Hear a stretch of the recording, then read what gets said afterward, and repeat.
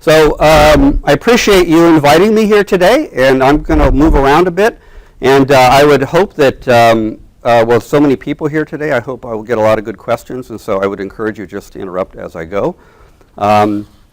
So I want to just tell you what I hope to do today and then give some acknowledgments. So I really want to give you a sense of about a project that we've had going for some time called the Early Life Conditions Project. I actually give a shout out at the bottom. So this is one of our long-standing grants that we've been fortunate enough to be funded by NIH for about 15 years, but the well finally went dry. So we're doing analysis now on vapors, but I think a lot of people are used to being in that position. But we've generated a lot of data. So I want to acknowledge the support from NIH in that regard. And then I also want to acknowledge NIH and NCI in particular because we get a lot of money support from NCI to maintain the database. So, so the first thing, I'm going to just linger on this slide for a moment because is it possible to slightly dim this a little further? I don't want to put people to sleep, but anyway, maybe it's fine. Maybe it's fine.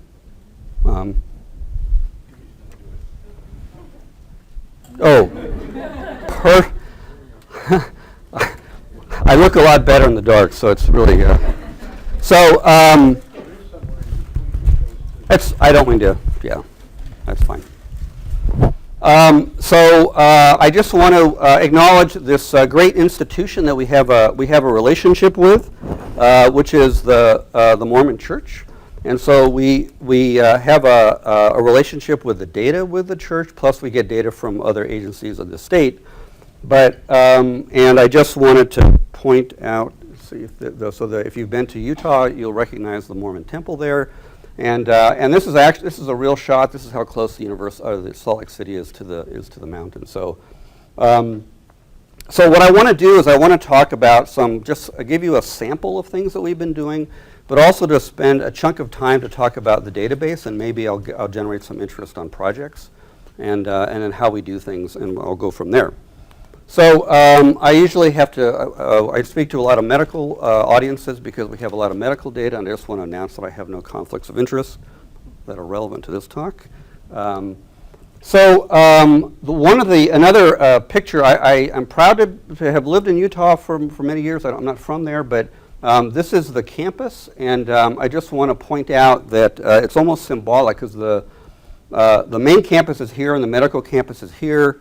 And I live on both campuses, and it really represents, I think the database represents a really beautiful example of linking the social sciences with the medical sciences, and so we're so close together, and I go back and forth, and I try to encourage and like to collaborate with the people from both tribes.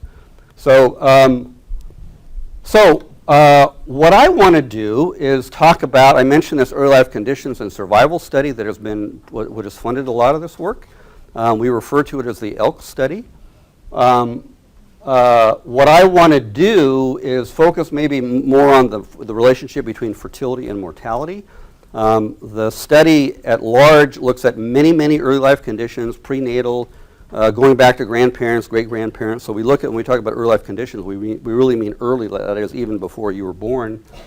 And then talk about how that relates to survival and to causes of death and morbidity. So we're interested in both the effects of these fertility patterns, both for the parents and for the offspring. We are particularly interested in the starting and stopping ages for fertility. And a point I just want to emphasize today.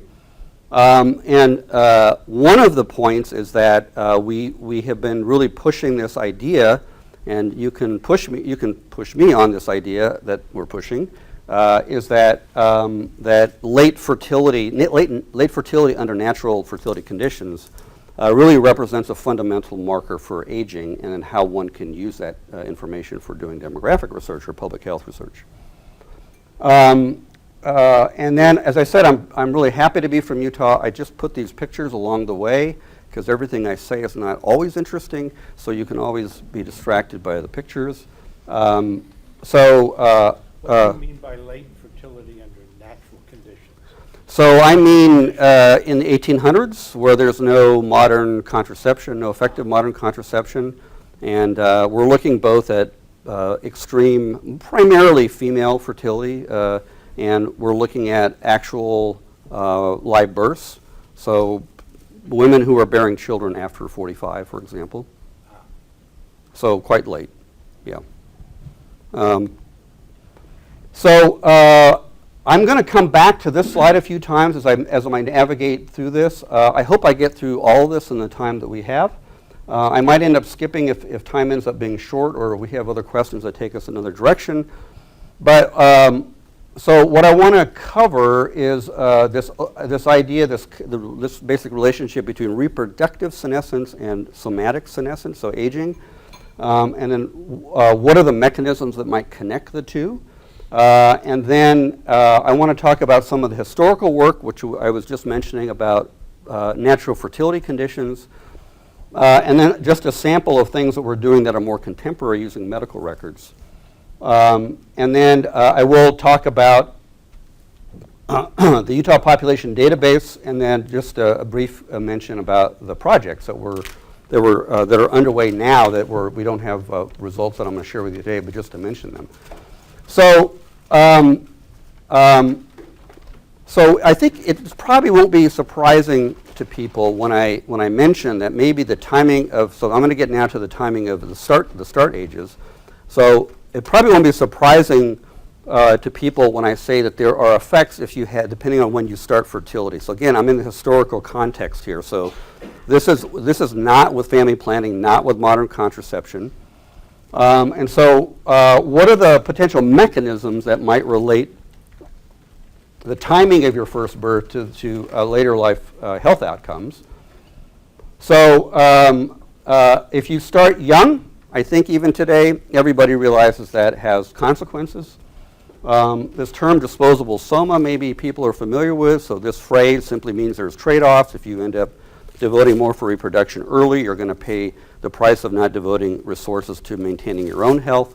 So this trade-off of disposable soma is the phrase to talk about that trade-off.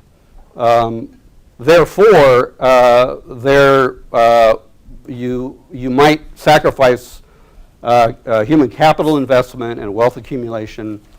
There are some benefits of starting early, one of which is breast cancer and ovarian cancer. So if you start, I think maybe most people know this, is that if you start early and if you reproduce early and often, your risk of breast cancer goes way, way down. You're not menstruating, and if you're lactating, there's really very few menstrual cycles that actually helps you prevent breast and ovarian cancer. If you have late age of first birth, some of the adversities there may be it's not really the late age of first birth that's the issue. It's the fact that you couldn't conceive, and that may be a pathology, and that may be a marker for something bad later. But you could have an advantage if you wait. There could be better human capital investment. So if you wait, and I use the word wait, if you are unable to have children, because this is a natural fertility circumstance. Let me then turn to, yes. I wonder if you have kind of comment then on kind of how do we think about then the age of the onset of menstruation and the age of the onset of menopause, because those are, so I guess maybe if you're not healthy, then you don't get your menstruation early, so I guess I wonder how you think about that in the context of these questions. Yeah, so I guess I would put it maybe here. So in the grand historical scheme, agent menarche has been moving. It's been getting earlier and earlier. So during the era that we have been looking at, it would have been, I guess by today's standards, relatively late. We don't have really good information, of course, other than anecdotal information, real primary data in that regard. So that's why I would say if there was later age at menarche, you're going to have that first child later, and that may actually be, I guess, a good thing, even though there was a pathology. So I don't know about pathology is the right word, but there was a feature that made you start menarche late. So we don't have I'm not going to speak about it today, but it's something, of course, we acknowledge. And I will talk later about like what would you do today with kind of contemporary data. But I certainly appreciate the point that the age at menarche, of course, is moving. I don't really we don't have a way to really capture. Just like I'm going to talk now about late age at last birth, and here we also don't have measures of menopause.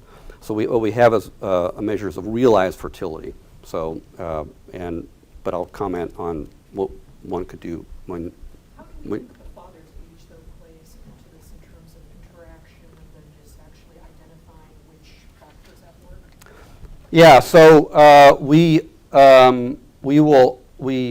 basically control for the age of the father. So to that extent, we've at least statistically covariated out the effect of him. We have other studies that talk about the effect of the father's age on how to think about the father's age. I'll show you a slide later that shows about that the benefits are not always. I'm going to talk about the benefits of late age at last birth. The benefits also accrue to the males as well. So. And can you use historical data for polygamous families to get at this? Yeah, we actually have a paper, since you brought it up, so it only took 7 minutes to get to polygamy, because that usually comes earlier in my questions, but thank you. I was going to mention it later, but so I'll say that we do have, I'm working with some anthropologists on this, so the one thing about polygamy is that, one, it was rare and short-lived. I'll just tell you that in Utah, despite what you may have heard. So it exists today, in a sense. There are still polygamists. I still have students that are in my class that will reveal that they were raised in a plural marriage. But to your question, though, the thing where you can start studying the role of the father's age, is that he continues to take younger women into among sister wives. So he's getting older, but the wives are basically staying roughly the same age-ish. So you can start looking at the effects of his increasing age across wives and look at the different kids. And you've effectively, through marriage, controlled for the age of the mothers. So I don't know if that made that clear. Okay, all right. Okay, so I'm going to talk now about why we're really focusing on age at last birth. I want to, though, take right off the table this kind of phenomenon. There have been a number of, in the current era, there have been a number of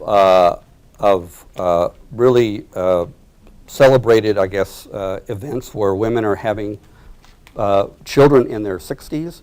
And because we're looking at the natural fertility era, for this part of what I'm talking about is that this, of course, was not a possibility. And so, but as far as I can tell, I believe this Busada is, I think, still the top of the list in terms of age at last birth. So she was 69, and you can read what I wrote there. She lied to be able to have this IVF treatment, and she said she came from long-lived families, so she'll be able to rear the children. But then she was dead within 3 years. This Portland, Oregon case is where we found the oldest woman to have had a spontaneous, what OBGYN docs call a spontaneous pregnancy. Spontaneous is a curious word, but that's what they call it. Might have been the mood at the time, but I've learned there's a woman who's now 59. But anyway, so we're really talking about natural fertility. You're just able to have children very late. And so this really relates to menopause, and well, we don't have a measure of menopause. And so what we do have is real-life fertility. So this, I love this quote. It's the most doomed organ in the body. I don't. It's a man that said this, so I don't endorse this. I find it a curious quote, but it does raise, I think, a central point, and that is that it's the one organ that does have a lifespan that precedes our overall aging. So it's really sort of a dying organ. I'm sorry to say it that way, but and it really might be a preview clock that would tell us something about the aging of that individual. So the way we've been thinking about this is that it's foretelling the rate of aging. So women who cease in natural fertility conditions, women who cease early, we think their ovarian aging, their reproductive senescence is faster, and it might be foretelling of something for their overall aging. So, we're not saying. I've had some people ask, "Oh, so what should I do to live a long life? Should I go out and actively try to have a child when I'm 50?" No. Because there are other consequences, but it is a marker. So there's something that's driving the ovarian aging, reproductive senescence, and something that's driving overall somatic aging. So that's kind of our point. We're not. I'm just going to scroll through these real quick. These are. This is not something that we alone have observed. There are others who have observed this. So if you look at women who are centenarians, they are much more likely to have had their last child at advanced ages. There are other populations, Seventh-day Adventists, and Haynes study. These are some classic studies. And even there are animal examples that show this relationship between late fertility and longevity. So punchline is that maybe late fertility is this marker for survival and lower mortality at advanced ages. So some of the reasons why this might be true, we do like to say, if you want to come out of here with a mantra, breed old, die late. Dilate is 2 words. So if you have late age at last birth, we think it's maybe a marker for slow rates of aging, a measure of robustness. There's a social component. You'll have kids later in life, and those kids will be younger when you're older, and they may be there to help you give you support. There's the obvious adversity, which is you're raising children at a very old age, and maybe that is not a good thing. So these are some of the mechanisms that have been identified that address why age at last birth might have the effect that it does. So parity, yes, yeah. So in this population, Sure. yes, I wonder both about the evidence, or when you think about, so if you have children late, you would have much higher risk of maternal mortality. So how do you think about that? Yes, so good question. So it actually cuts both ways. So the fact that you are able to have children in your 40s, let's say, in the 1800s, the fact that you are able to have a child late in your reproductive lifespan probably already puts you into this select group of robust women. So we think that's probably what's going on. The women where pregnancies and childbearing is arduous and risky, a lot of them would have died also along the way, and it certainly happens in the 40s. I'm not saying it doesn't. What we're looking at, and this is kind of a selection issue, so we're looking at post-reproductive, post-menopausal survival, everything I've been talking about here. So we do. Yeah, and we do control, since given our data, which I'll get to in a minute, given our data, we can actually see characteristics about the women who we end up throwing out for the purposes of the analysis, so we can adjust for selection. There is some modest sort of survival bias that comes into it. It doesn't change the story. It doesn't alter the signal really in any qualitative, meaningful way. So we're aware of this selection issue that you're raising. But no, you're right. That obviously can happen, and certainly with a high fertility in the Utah case, because of the strong pro-natalistic view of Mormons. Utah is really among one of the highest fertility states in the country, have been. We've slipped to 4th actually now, interestingly, behind South Dakota, North Dakota, and Nebraska, but we're still up there. But certainly for this era, we were, when the women were first, when pioneers were first arriving in Utah, most of them were Mormon. There were a lot of prospectors and hunters and things like that, but the total fertility rate was hovering around about 10, 1860s or 70s, roughly in there. Did I see another hand? No. Okay. Okay.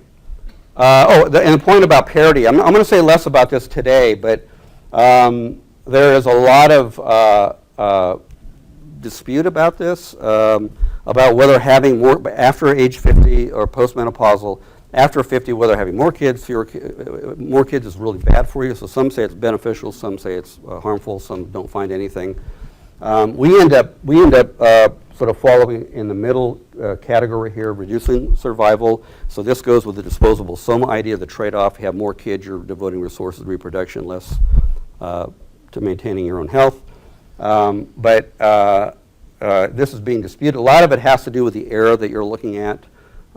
We have certainly looked at Chinese data, contemporary Chinese data, and if you have more children, especially more daughters, that actually helps with survival in the contemporary period.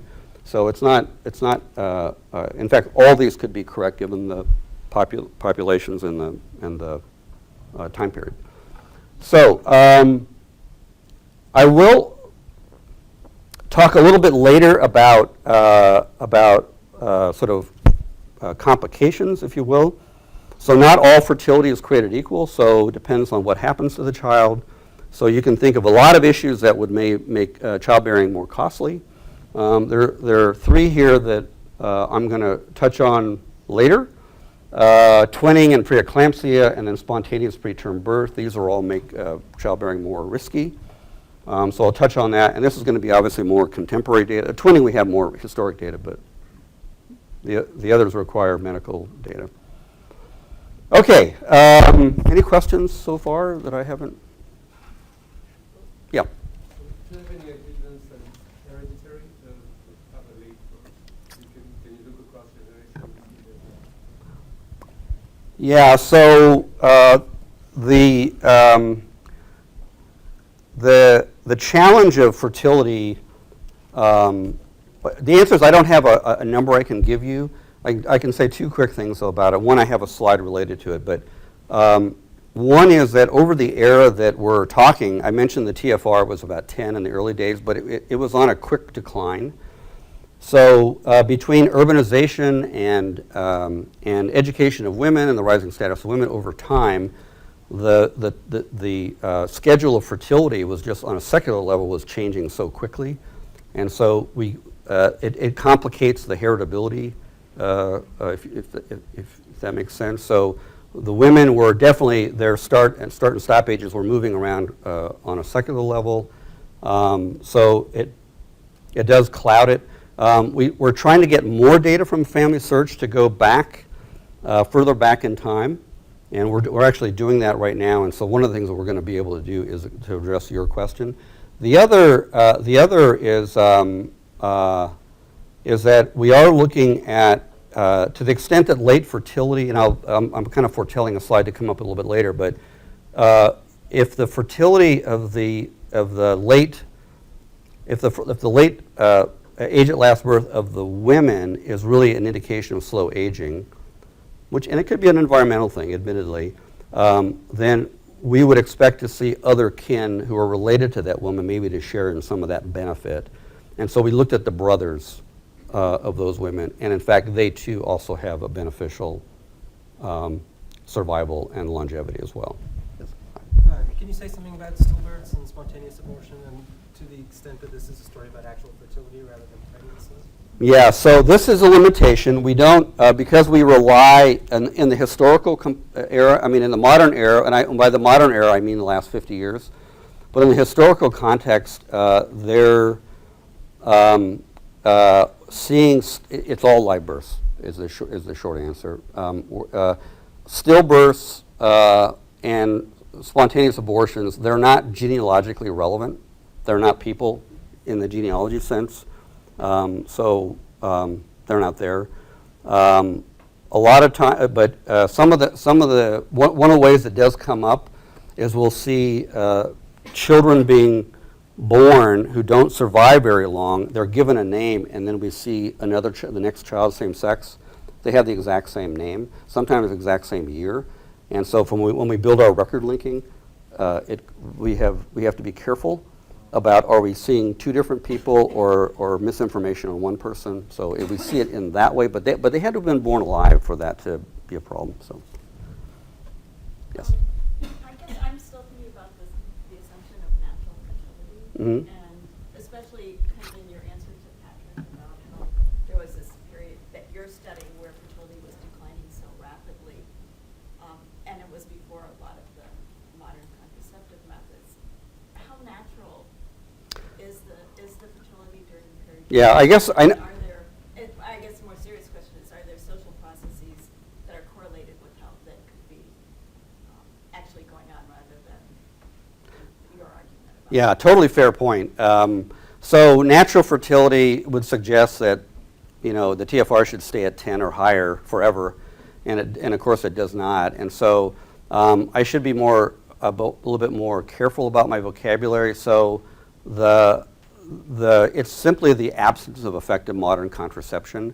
And so I mentioned briefly these other social forces. So urbanization was big, of course. Educating women was also the other factor. Of course, those go together. So those are driving the TFR down over time, but it wasn't because they had some form of contraception. It was more the timing of marriage was changing, and so just pushing the whole schedule a bit later was going to just push the fertility rate down for that reason. So no, I totally admit that. So maybe natural fertility, it's a shorthand for just a period where there was no modern contraception. So, all right. Let me talk about the database, and then I'm going to turn to some of the topics that we've been looking at. So, the database. So this is, in a nutshell, what we do is for the state of Utah, this is strictly for the state of Utah, and there's some exceptions how we reach outside of the state, but for the state of Utah, we have been able to get administrative and medical records for basically the entire population. So we get information at the individual level. Our earliest records now go back to the 1200s because we get genealogy data from various sources. These tend to be nobility and people who kept records. But the record keeping really becomes robust around 1700. And it's the 1700s, and then it just sort of rolls out. A little bit of Utah history. So the Mormon pioneers arrived in 1847 in what is now Salt Lake Valley. And so that is really kind of the dawn of Utah as a population.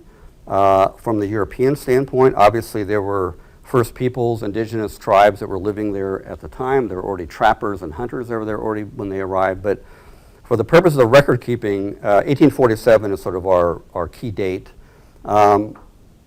Our information goes backward in time from that date, and of course is very robust going forward in that time frame.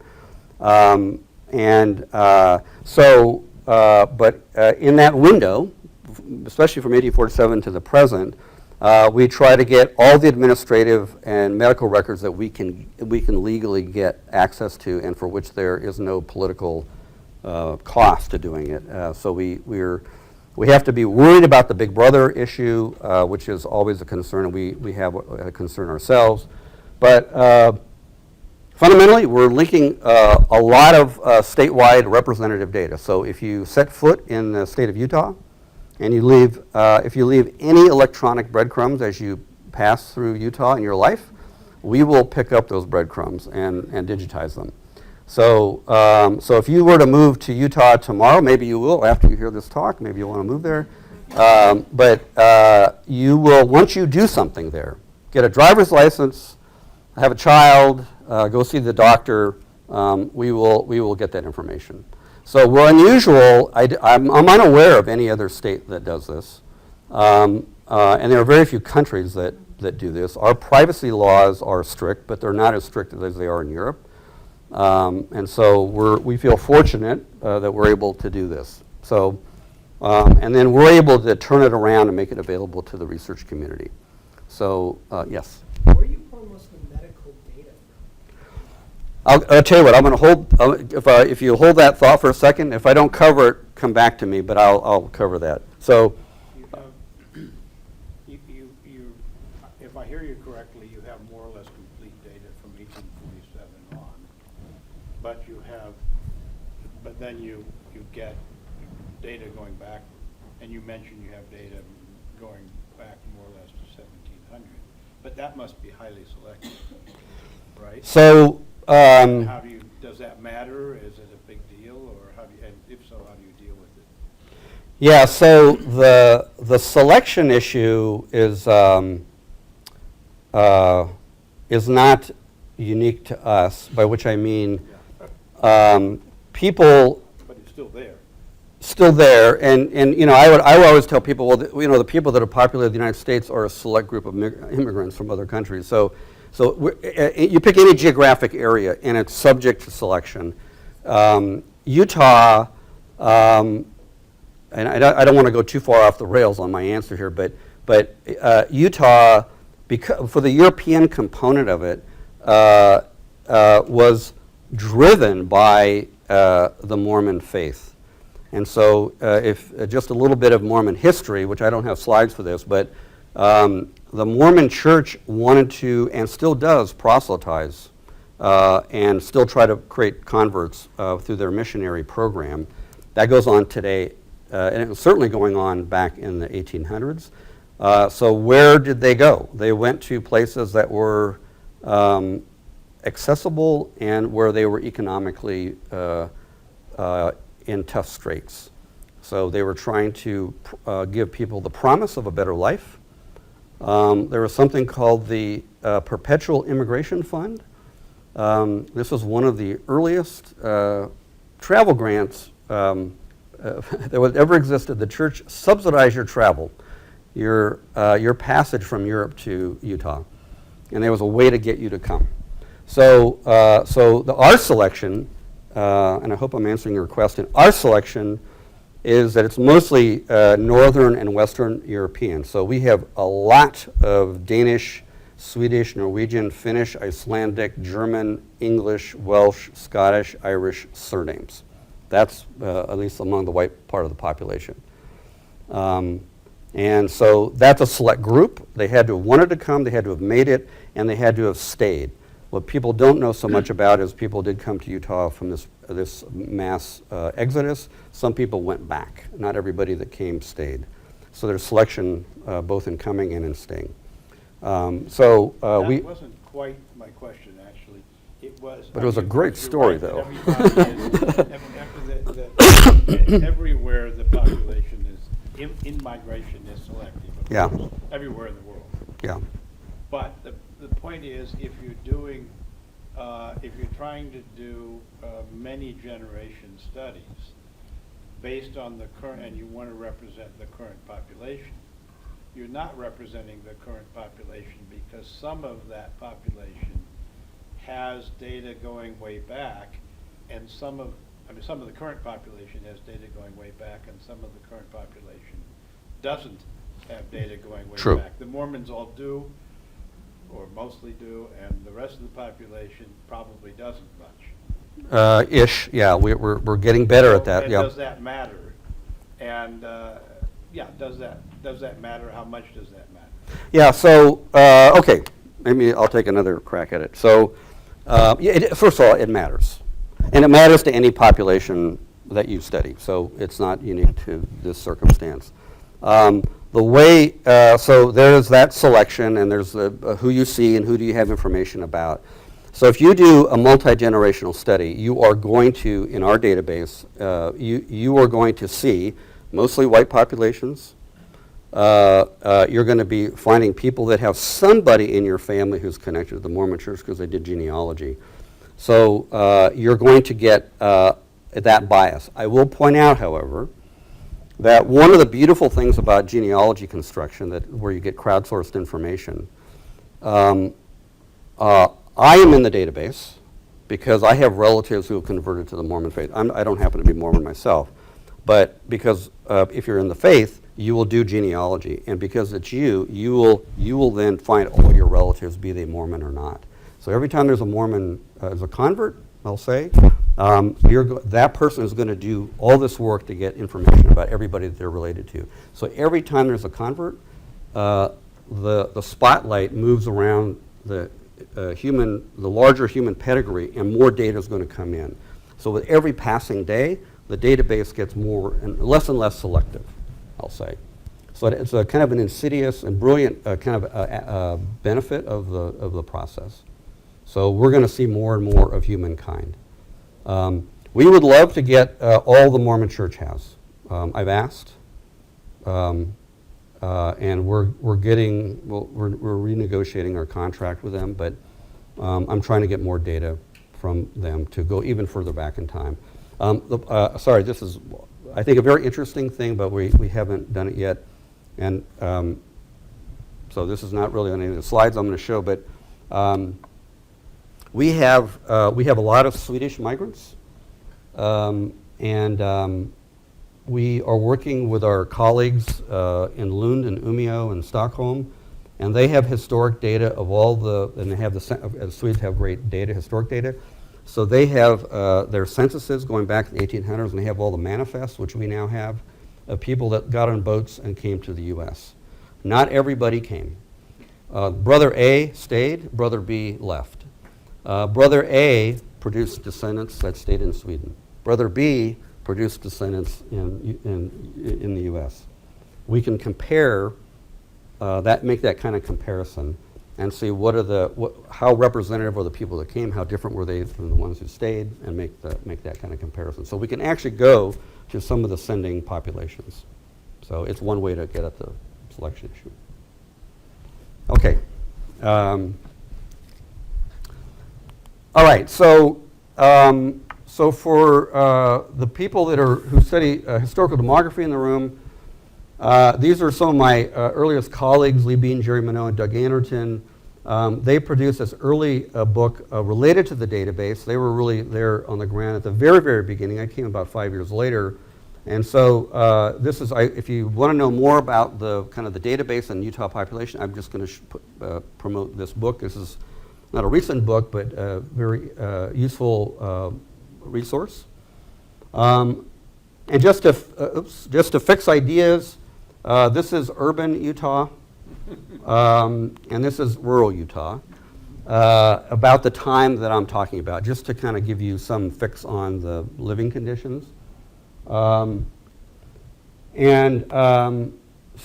one of the things that I want to just mention to you about, if I can maybe interest you in what the opportunities the database may offer, is that I'm just going to underline something I already said. We are able to get information from many, many, many, many sources with full identifiers, in some cases Social Security numbers, in other cases encrypted Social Security numbers. We get them from many sources. I'm going to show you all the sources in a minute. We're able to get this information and link them all and integrate them and turn that around and then make it available to you. And we have all sorts of protections, but how could we do this?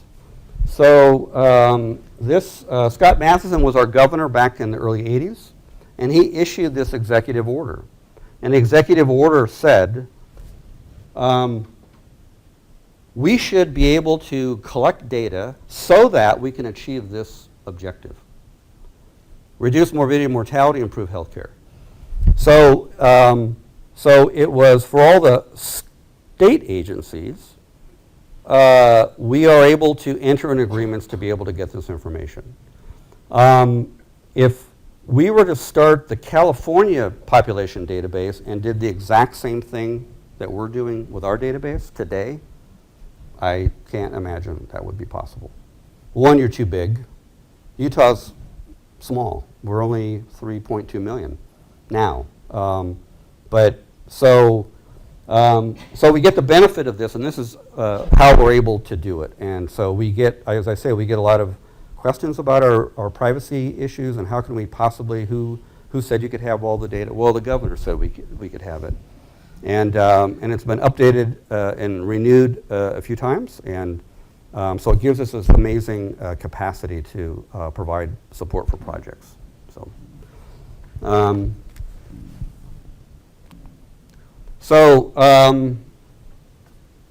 the database currently has about 11 million people in it. Pretty much everybody that's in the state today or has been in the state is represented, and then their relative, their ancestors. We have something called RGE. It's a technical footnote, but RGE is a body that oversees access to the data because of all the identifiers. So we have to, it's like an IRB. We have a specialized regulatory IRB that is unique to us, that to protect the identities of the people in the database. So one of the things I want to mention is that when we first started, we worked with the church, and you probably can't read this, but it's a 3-generation. So if you, I don't know if anybody wants to raise their hand, but if anybody has done their genealogy, it's likely that you might have filled out a form like this.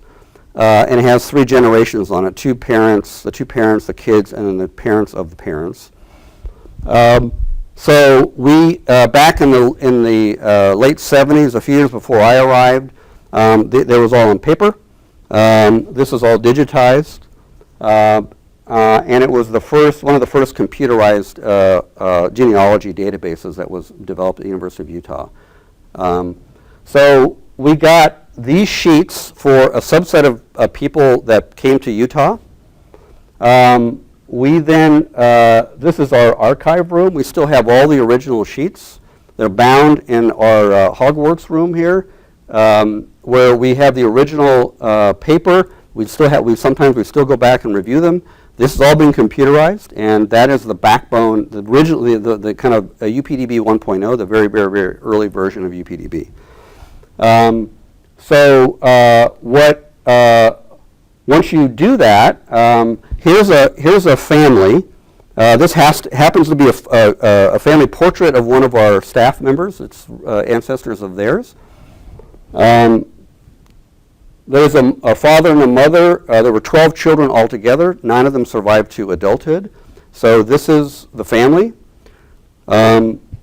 We were able to find them in the database. So this is the mother in the picture, and this is the father in the picture. Here are the 12 children. This mother came from these parents. If you come on these parents right here, and you come all the way to the present, they were born around 1800. If you come all the way down to the present, they're approaching 35,000 descendants. So in 200 years, this couple is responsible for 35,000 descendants. So the next time you're feeling a little amorous, you know there's going to be consequences. And so you sprinkle in pronatalism, you sprinkle in a little bit of polygamy, and you let it play out for 200 years. This is what happens. But it's also the value of looking at families over time and generations over time. But I also don't want to overemphasize. I don't want to overstate it. It's not like every family was like this. There's massive variation. We have families that never have children. We have, I think our award winner is one woman. She had 26 children, multiple births along the way. So we have everything from nulliparity to hyperfertility and everything in between. So, but there is on average high fertility, and that just sort of drives the population. But this is sort of one example. we do a lot of, I'm going to get to the fertility stuff here in a minute, but one of the things that we do, I'm going to give you two quick examples that take advantage of this full, this kind of deep pedigree information. I work with a lot of people that study families with colon cancer, and we've identified some genes that are associated with it, and some that are quite prevalent. These people are affected in Utah, very specific mutation in Utah. That's this little kind of branch down here. This is the Utah component. We found another population in upstate New York, had the same mutation, and we found the couple that connects these two pedigrees. And so with the genealogy, we're able to show how these families are all connected. We think our back of the envelope estimate is this couple right here is responsible for about 1% of all colon cancers today. And we don't have a full accounting of all the descending lines from this couple.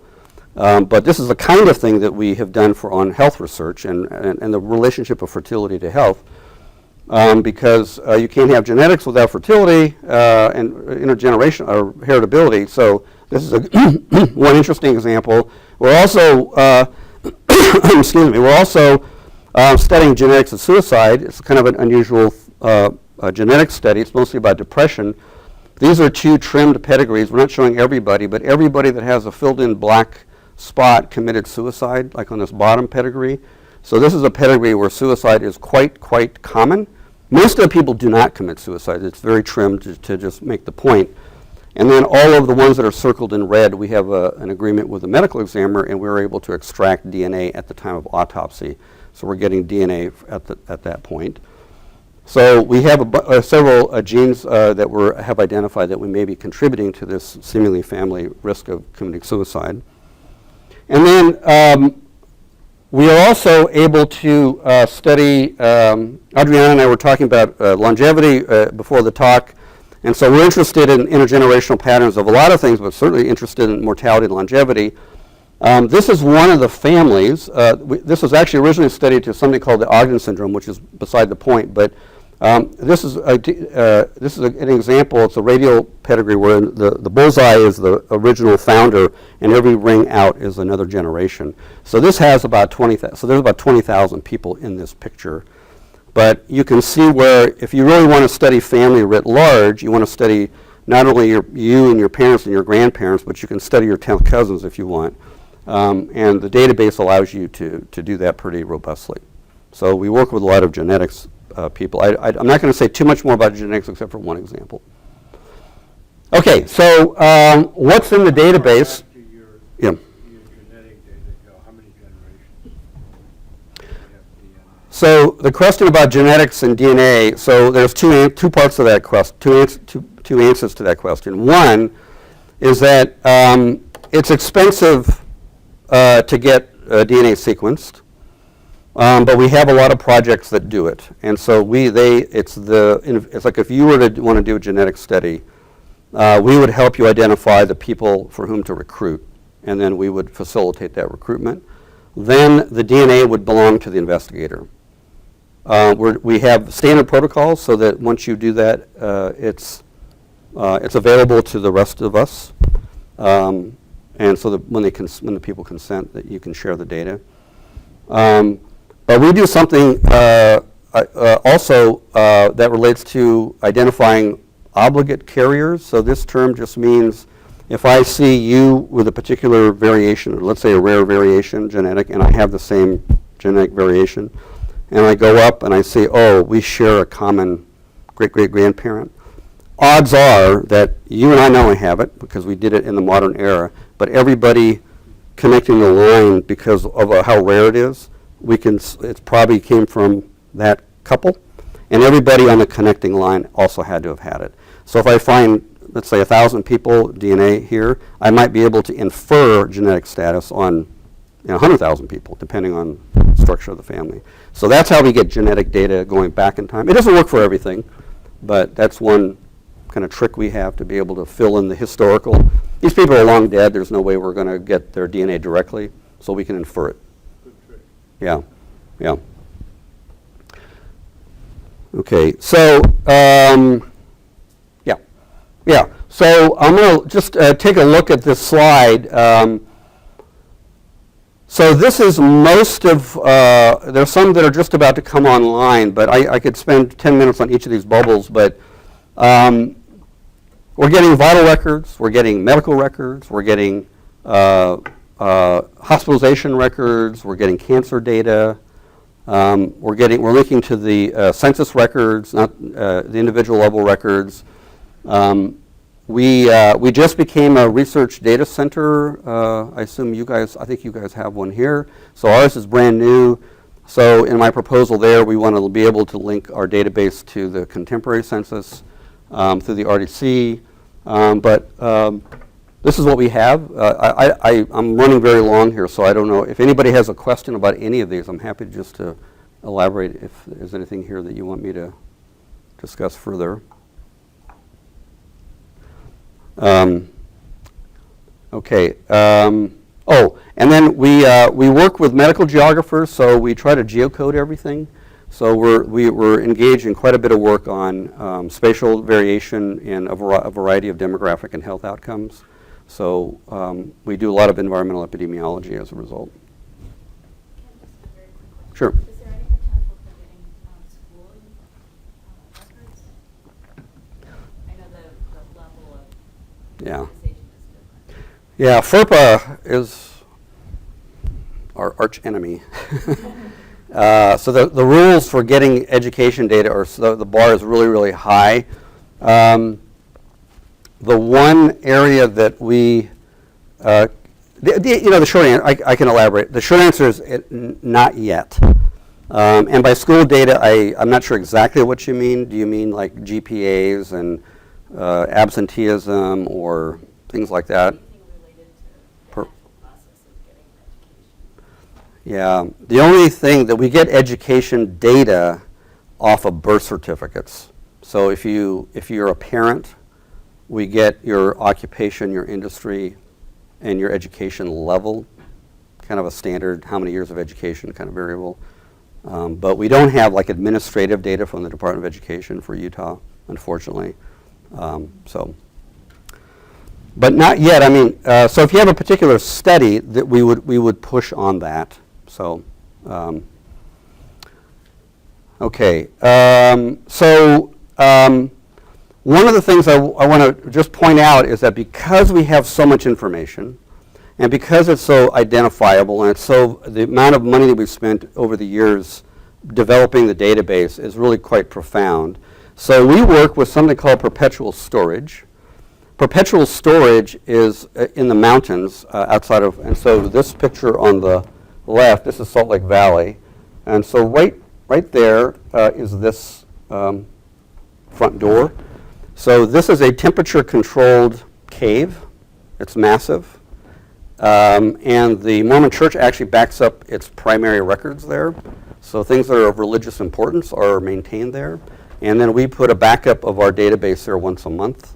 And so it's a very stable geologically.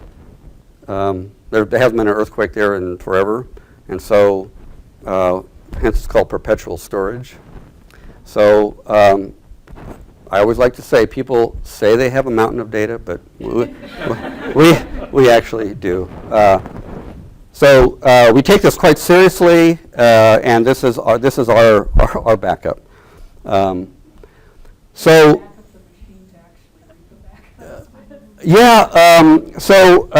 a whole other level of IT that's beyond my understanding. So we've had this model of building the database for research and medical records in the way that I've described briefly. So we did get, when Joe Biden, some of you may know, his son died of brain cancer, so he was quite motivated to improve care for cancer. So he came and he heard about the database, and so we were able to host his visit, and he wanted to know how we did what we did. And so the discussion is ongoing. We haven't really exported our approach to the national level, but the point of this quick meeting here was to be able to describe how we do it, what we do, how we dealt with the privacy issues. in order to facilitate cancer care. Because when you move around the country, if you move from one state to the other, your medical records have a hard time of following you. So what we do, within the state of Utah, we do that pretty well, but so that was the point of this. So we're pretty proud of the fact that we have the attention. He didn't give us any more money, but it was nice to talk with him. Okay, so I know I'm running really long, but so I just want to point out a couple things, and I'm going to probably skip through a few of these. So I'm just going to talk about the effects of the timing of fertility, and I'm going to go through these really quickly. This is a very busy slide. I'm just going to say that, and to your question about natural fertility, we actually had natural fertility in the title here. It's probably not 100% correct, but so we wanted to really be able to characterize human fertility patterns when there was really no modern intervention. And so I know it's hard to read here, but a group of us got together and have data from Germany, Netherlands, Quebec, Utah, who am I leaving out? France, and we wanted to be able to see how similar the patterns were. And the one I'll draw your attention to is age at last childbirth, female fertility. And you can see, if you just look at these box and whisker charts, it looks like the median is roughly about 40, for these populations is about 42, 43-ish. But you can also see there's ages to the right of all those. So we're seeing in these populations really late fertility. So this is really just an effort to show kind of what it looks like in diverse places. I will say we in Utah are always a little defensive because anytime we do something in Utah, people say, so what? It's just Utah. But we try to we want to be able to show that human biology is human biology almost no matter where you go. Granted, these are all European-based populations. We don't have minority populations or Asian populations or African populations. Those data are really hard to get. But I think some of you know the work that's going on in China to produce these dynastic databases like ours with James Lee and Cameron Campbell. So anyway, so we do collaborate with our other historical databases. One of the first things we did was to look at the pace of fertility and the mortality at every single age from 15 up to 40. And this is, I just like this headline. We got a little bit of press. Children and parents drive each other to early graves. This was not our headline. This is the Washington Post headline. Basically, we were just showing evidence to support the idea that fertility is, of course, more costly to women than it is to men. And hence maybe the evolution of menopause and why it was maybe an adaptive trait. And so we just wanted to be able to show it, and we really didn't find anything in humans. There's a lot of papers on, Drosophila guppies and mice. So that was the point of this, was to this early look at fertility. But I'll just mention real quickly, so to my earlier point about age at last birth, get back to that specific hypothesis. We just wanted to be able to look at the timing of fertility, and given the time, I'm going to skip through some of these slides, and I'm going to go to the age at last birth. So it's a very busy image, but let me just set it up for you. So this is for fertility postmenopausal.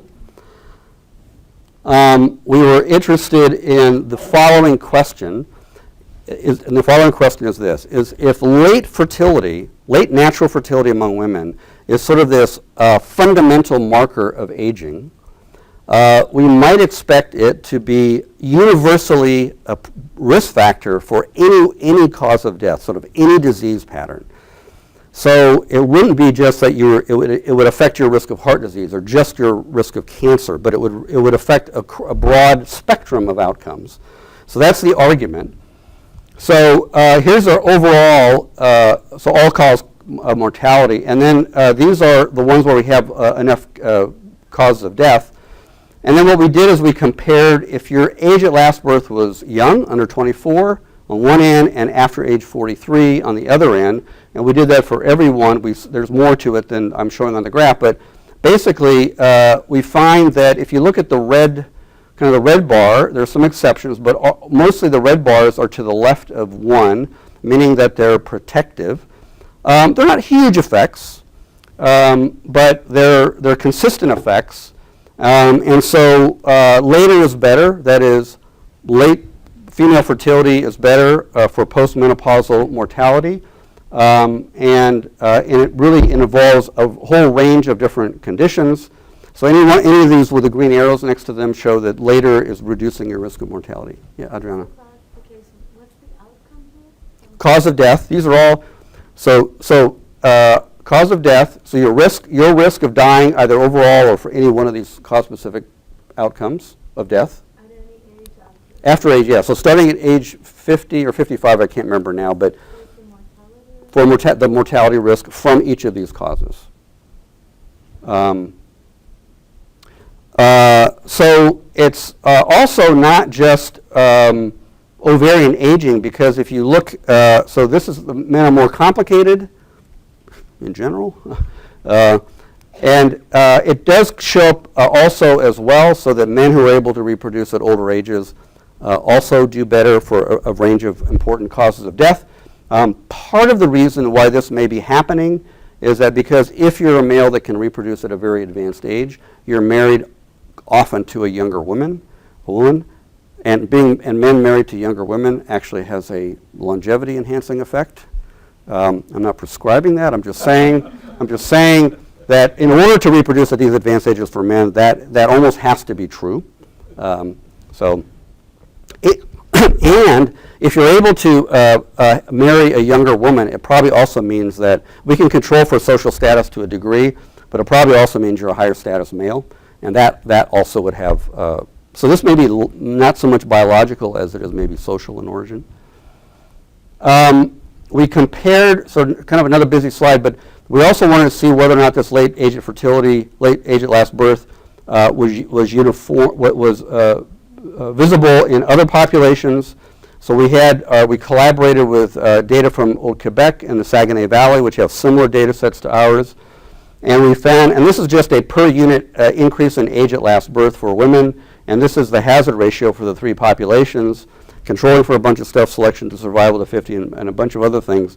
And we found very, very similar protective effects across 3 different populations. So these are French origin populations, different century in one case. So, yeah. Well, I guess coming back to the earlier question, that you're kind of making an argument that for women, this is an underlying marker of their health, and that therefore that shows up in greater survival. But like, what about other things like, maybe women don't have these children late because their husband died, they can't remarry, so maybe it is about socioeconomic status. Maybe their husband's migrated because they're poor, or they're commuting a lot. I mean, people, used to go other places to work far away, and so maybe they don't get pregnant, but it's not biological. I skirted through a lot of details, but those are all great questions. So one, the husbands all had to be still alive when the wife hit 50. So widowhood is not a feature of this. We also have done, we also compared sisters to within SIBSHIP comparisons where the sisters are having their last child at different ages. So to the extent that there's something in their upbringing or some shared environment, we do within sister comparisons. And this number doesn't really change all that much. We also do the usual controls for socioeconomic status and other things that we can measure. So we tried to punch holes in this as best as we could given the data. So I think it does stand up. But no, you're right about it. I mean, these other things can obviously matter, especially if husband death. That affects when you have your last child, and then if you remarry or not. So those are things. But we try to take that into account. I already covered this point about the brothers. I feel if you're a brother of a late fertile woman, this maybe is consistent with the idea that that there's something shared. It could be genetic. It could be shared environment. Okay, I'm going to again. I know we're supposed to end at 1:30, but okay. So I'm just going to dig into just a tiny bit of genetics. So one of the things that we have studied at Utah, do people here know about the BRCA gene? Do people, okay, so I see a lot of nods. So this predisposes women to a vastly increased risk of breast and ovarian cancer. And so it is, we're proud to say that the location of the gene actually was based upon the database. And so the original finding in science came from largely from a Utah family, a large pedigree.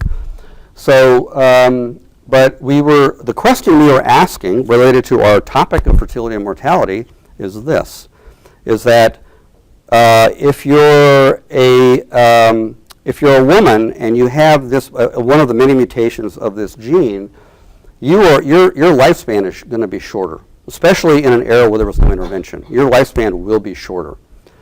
But why is this gene still hanging around in the population? What is it doing to why is it still there? Why hasn't it been eliminated from by natural selection? So there are some arguments about why the BRCA mutations might actually have a pro-fertility effect. So what we did is that we did this thing I mentioned a moment ago about obligate carriers. So we tested a lot of women and men who have the mutation, and we went back way up into the pedigree, and we went into the kind of pre-modern contraception era. So basically pre-pill, the pill. And we were able to assign who had this mutation. And then we asked the question, if you had the mutation or you did not have the mutation, was your fertility enhanced? And it turned out it was. So there's a lot on this slide, and in the interest of time, I'll just point out that if you look at the control population and you look at their survival curve, this is those without the mutation, these are all women, and then those with the mutation, this is their survival curve. So you can just sort of see the stark survival penalty of having a BRCA1 mutation carrier. So that is well known.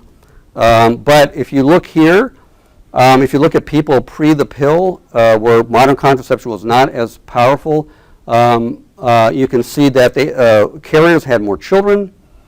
Before this period, the difference was less so if you were not a carrier. Let's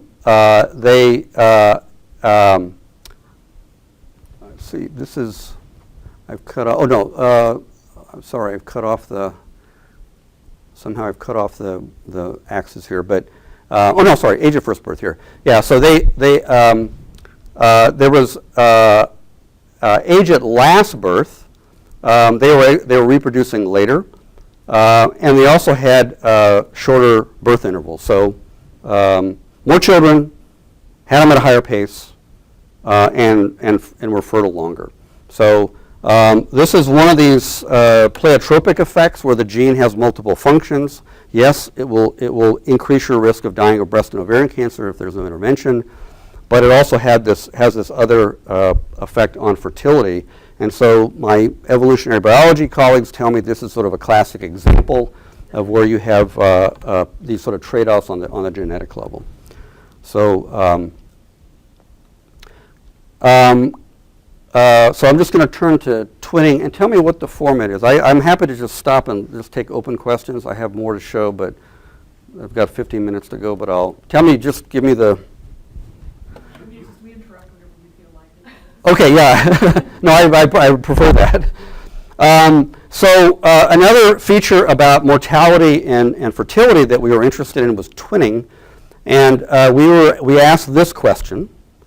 Well, let me back up a step. When I ask women, mostly, who have been mothers, I said, do you think that if you had twins, that it would be more costly to you as a woman than having singletons? And almost all of them said, well, of course it's more arduous. Has anybody born twins in the room?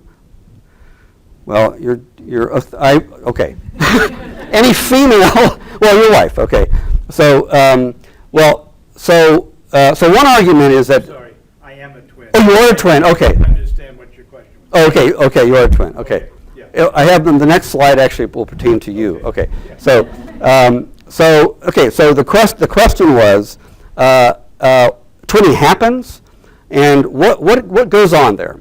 And so we went, again, back into the historic records, so we can see twins very well. We can't get zygosity, but we can see who the twins are. And there are two schools of thought. One is that for women who are able to bear twins are robust, and therefore they have this particular phenotype that makes that it's a marker for their robust capacity. Or the other is that women who bear twins are going to suffer these costs associated with childbearing and child rearing. So, so we got a little bit of press from this.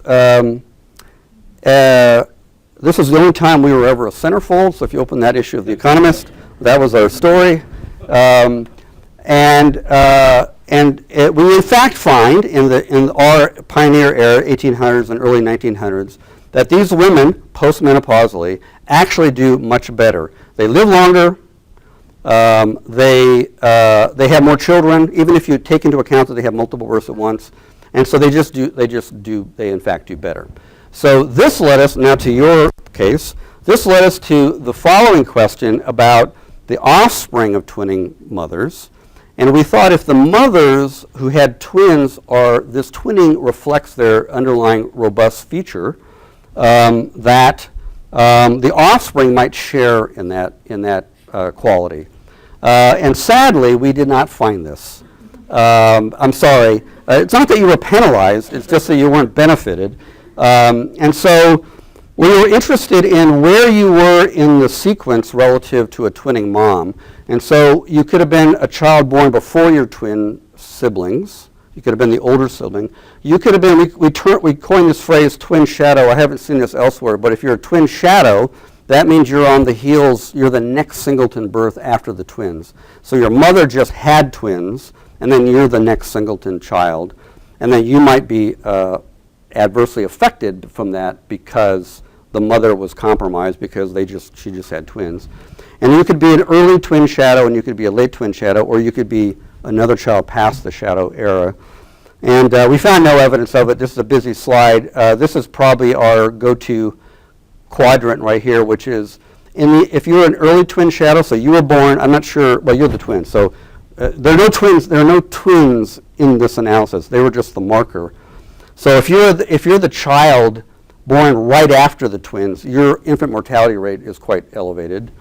Even out to 4 years, it's a little bit less precise, but by the time you get to these older years, you actually don't see any penalty or benefit of having a twin mom. And we just don't see the benefit at all. Mostly it all happens local to the effect. So I'm not sure where our hypothesis stands right now because we thought we had a great result in terms of talking about twinning as a measure of robustness for the women, and there are all these indications about her, but it doesn't seem to be transmitted to the children. Yeah. And so it's the same for male and female? Yes, I'm showing it. I think this one is the male. This is the male one. It's not as profound for the adult. I have this data, but I don't have a slide here for it. But it's the pattern is similar. It's just not as strong. I mean, the boys are weak, right? I mean, the boys are, especially at the young ages, they have higher mortality rates. So there stands to reason that the male signal would be stronger. I am going to. Let me just mention, I'm going to mention two other results, and I have one other kind of send-off message I wanted to leave you. So we have, so this is now the modern era, this analysis, the things I was hoping to show you complete. And I'm going to leave my slides here, so if anybody has any questions about stuff I skip over. But so we were interested again in the issue of more costly births. So if the mother had preeclampsia, so if she was hypertensive because of her pregnancy, this is a big risk factor for the mom and the child. And so we were able to go back to the 1940s and get birth certificates. And so we scoured through all of the text information that was contained on the birth certificate to find women who had hypertensive, who had preeclampsia. And we had other types of hypertensive disease. But if you look at that second to the right column, so it's a vascular condition, so you would expect there to be some relationship to circulatory causes of death, so ischemic heart disease and stroke, and you see there's a doubling of risk to the woman if she herself were preeclamptic during her pregnancy. The one novel result is this one for Alzheimer's. This is, I will tell you, it's just kind of, if you will, barely significant, but it did show up. Alzheimer's also has a vascular component to it as well. So this has now led to a couple of grant proposals that we have put in to be able to explore this more thoroughly. But this is strictly cause of death. It's not diagnosis. Alzheimer's disease on death certificates is notoriously a little squishy, but we still see the signal even with the measurement issue. So this has really led to a lot of kind of activity on our part to look at these early conditions of that pregnancy and then what happens to the mother. I'm going to fast forward in the interest of time. Okay, last result, and then my parting shot. We have been interested in this timing of fertility and not mortality, but morbidity. So we've taken CMS claims, all the Medicare claims, we linked to the database. And so we created the Charleston Comorbidity Index. So this was in demography just a few years ago, and we produced these growth curves, basically, of morbidity trajectories that control for mortality. And on the left side, you kind of see, basically you see 6 patterns of the way people get sick after age 65. These are all women in this particular, women from 66 to 74. So this is and higher on the bar you are, the sicker you are. And then you have that group at the very, very bottom, that dark line at the bottom. These are women who age and just don't get sick. They're escaping every disease. But you have everything in between these different patterns. And so if you're in those top group, that's bad. If you're in the bottom group, that's good. And what we did is that we wanted to see whether or not when you had your children, there's a lot of other stuff in this table that we control for, but the punchline is if you had your child really early, again, everybody is a Medicare person in this sample, you can see that your risk of being in one of this is all relative to that really good group. Your chances of being in one of the bad groups goes up if you started kids really early. If you had your last child, that should be last birth, age of last birth. If you had your last child later, you're less likely to be in the bad groups. So this is morbidity, not mortality, and with contemporary medical records. So again, it's consistent with our hypothesis about using late fertility and early fertility as a marker. Okay, so I am going to just say a couple things about the database. So I'm sorry I went through some of those quickly and some I had to just skip altogether, but so in our effort to build this data platform, we have I think we have some clear advantages about what one can do if you're able to put medical and administrative records together for an entire population over many years, over many families. You don't get selection bias. You see everybody. Nobody can say no. Nobody can refuse. You went to the doctor, you created a record. You got married, you created a record. You did something, you created a record. You don't get an opportunity to say, you can't create that record. It's there. It's by mandate, by state law. Therefore, no recall bias. You get, in our case, you can see entire lives from birth to death, and you can see that across generations. Depends on what you want to do that will determine what phenotypes or factors you're going to look at. It fundamentally is a population registry, so if you want to contact people and recruit people, we actually have contact information for everybody in the database. In the contemporary, I mean, not your great-great-grandparents, but for people today, because we get all the driver's license data. So we have the information about where you live, and so we can contact you. So there's a mechanism for that. And it also produces team science. I find that with our I've told maybe some of you that currently we have about 400 open IRB projects that we support. Anything from genetics to history to epidemiology to sociology to demography, everything in between. And then many of those are interdisciplinary. So once you build the database, you get this amazing kumbaya effect. Everybody has a corner of the database that they think is awesome, and then you can work with other people. So I think it's it's better than, Tinder. It gets people together based on data in ways that I think wouldn't otherwise happen. We have challenges. Privacy and security issues I've mentioned. This is foremost in our mind. We have state-of-the-art privacy protections. We never take it for granted. We never brag about how good we are because we don't want to dare some hacker to want to break in. We have migration effects. Once people leave Utah, what happens? We have ways to measure when they left. And if they come from someplace else, we also have ways to at least get at when did they arrive. But it remains a constant challenge, and it's true for any study.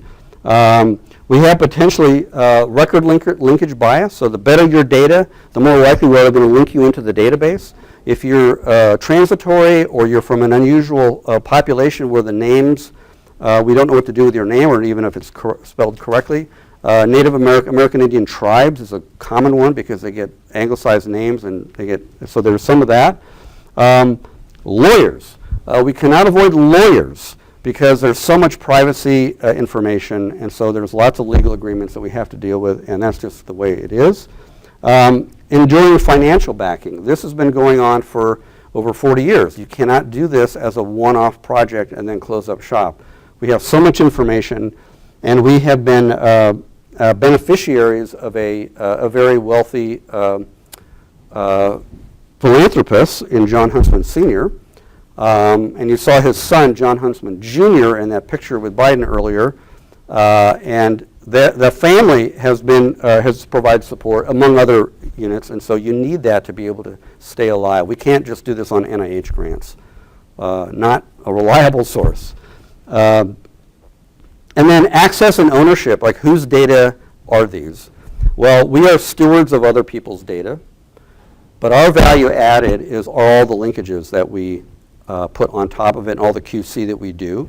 So we own all the record linkages, and we clean up other people's data who tell us they're clean and they're not. We get a lot of data from Family Search. The data are not clean at all. We get data from the health department. The data are not clean at all. So we go through it and we do logic checks, and we do a lot of that every day. Anyway, these are some other projects that we're working on. I want to just mention, you can read the other ones for yourself. So Laura, we're working with you on this project, and it's your project, but we're providing you the data. I guess we'll talk later about that. And these others are also in this domain of fertility and mortality. The SHARE project is mostly about artificial reproductive technology, so IVF, intrauterine insemination, anything frozen eggs, anything that's artificial. We're looking at the effects on the offspring, and we're part of an EU group as well that's doing a comparison between various countries in the EU and then with Utah. The acronym I'm most proud of, the role of paternal age and patterns of aging, the PAPA project. And this is the role of the fact that we're having more and more and more men who are reproducing at very, very old ages. So what is happening to their offspring in a myriad number of ways, and also their grand offspring. So that's the PAPA project. We got back a score just the other day and it didn't get funded, but we'll put it back in. And the last one with Pennsylvania is just it's a project with colleagues at Penn, and this is really an intergenerational study that's just starting. So, and I think that's my last slide, and I have 14 seconds for questions. Anyway, thank you.